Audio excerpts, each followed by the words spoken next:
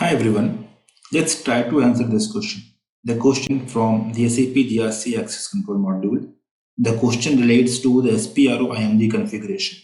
So, if you would have implemented SAP GRC Access Control or have maintained role methodology for a business role, you might be knowing the answers.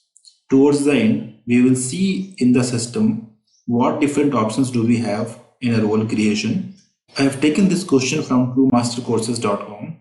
If you want to practice similar questions, you can access the portal. Okay, so let's get back to the question. So the question is, which of the following are true about the business roles? 1. Provisioning action is only available in the business role in BRM. A business role is the combination of technical roles from the same system. A business role is tagged to a system. A business role is the combination of technical roles from the different systems.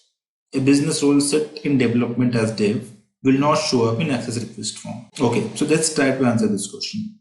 Let's first see where we define role methodology within SPRO IMG configuration. Define methodology processes and steps. One is default role methodology given by SAP.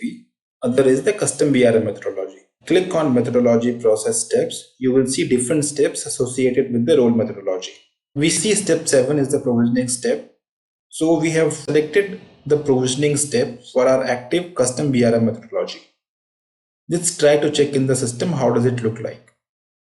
This is a technical role that I have opened in SAP GRC, and if you see, there is no provisioning action step. So the first option is right.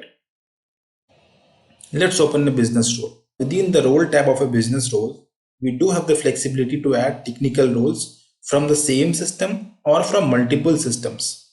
So option 2 and option 4 are correct.